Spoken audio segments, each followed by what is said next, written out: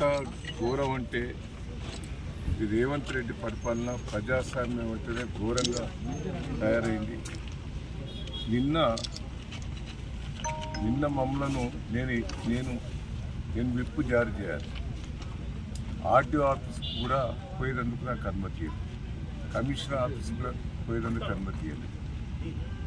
అదే అమెరికాకు సంబంధించిన సిటిజన్షిప్ ఉన్న ఝాన్సీ గారిని ఆర్టీఓ ఆఫీస్ పోయింది, కమిషనర్ ఆఫీస్ పోయింది, మున్సిపాలిటీలో వాళ్ళ దగ్గర కూడా పోయి ఒక్కొక్కరికి ₹1 ఇస్తాం, ₹2 ఇస్తామంటే మా వాళ్ళు ఎవరు కూడా అమ్ముకోలేదు.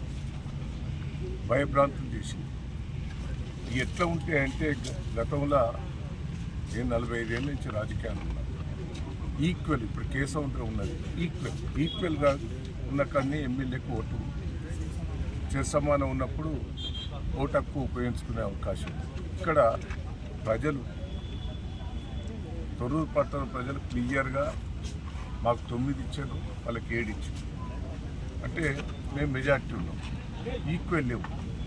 సరే ఎమ్మెల్యే ఓటు ఉపయోగించుకున్నదంటే అది. కానీ ఎంపీ కావ్య గారు వరంగల్లో ఆమె అప్లై చేసుకున్నది, వరంగల్లోనే నాకు ఓటకు కావాలని ఆమె పిటిషన్ పెట్టుకున్నది. ఆ పిటిషన్ ప్రకారంగా ఆమె పిటిషన్లు ప్రమాణ స్వీకారం చేసిండ్రు. ఇక్కడ నీకు ఓటకు కల్పించినామని క్లియర్గా వాళ్ళకు ఆధారాలతో ఇచ్చింది. 3 రోజుల బట్టి మేము ప్రయత్నం చేస్తున్నాం. ఆర్డీఓ గారి దగ్గర, కలెక్టర్ దగ్గర, మున్సిపల్ కమిషనర్ దగ్గర.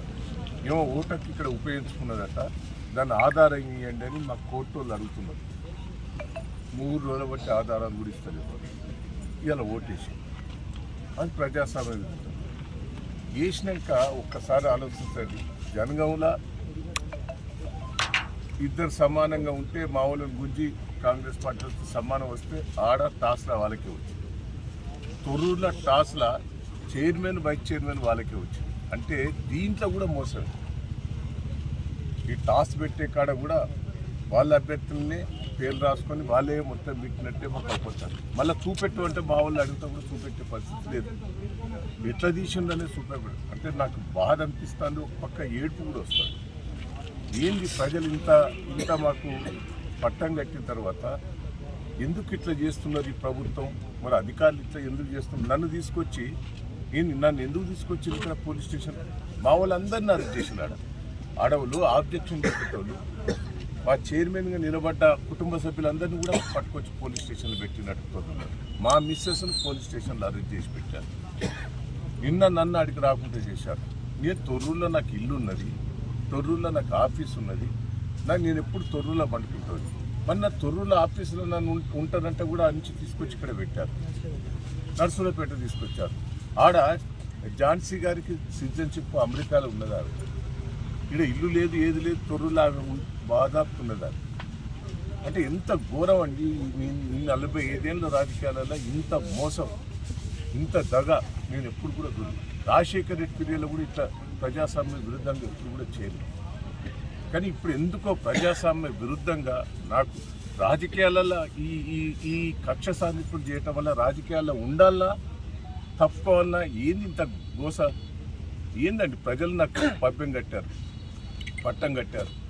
సర్పంచ్ ఎన్నికలలో మెజార్టీ సీట్లు ఇచ్చారు. నేను 46,000తో ఓడిపోతే నాకు 2,000 లీడ్ ఇచ్చిండ్రు సర్పంచ్ ఎన్నికలు. పెద్ద గ్రామ పంచాయతీలని నన్నే గెలిపించారు.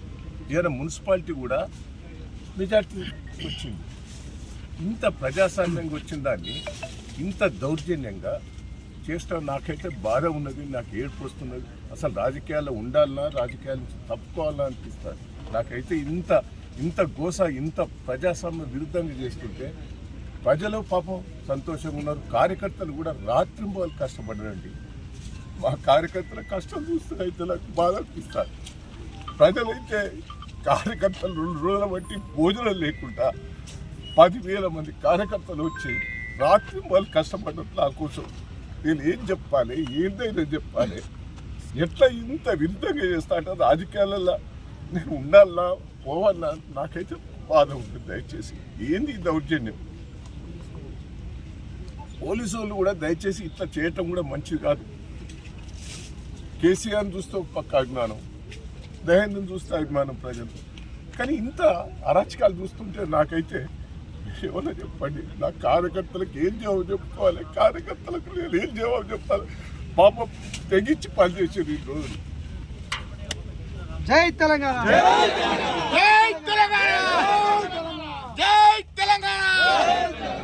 వర్ధిల్లాలి కేసీఆర్ గారి నాయకత్వం, వర్ధిల్లాలి కేసీఆర్ గారి నాయకత్వం. Congress down, Congress down, Congress down.